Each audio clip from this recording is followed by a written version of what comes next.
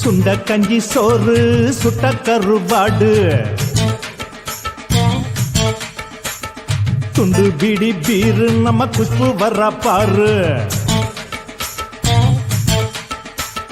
சுண்ட கஞ்சி சோறு சுட்ட கருவாடு துண்டு பீடி பீரு நம்ம குஷ்பு வர பாரு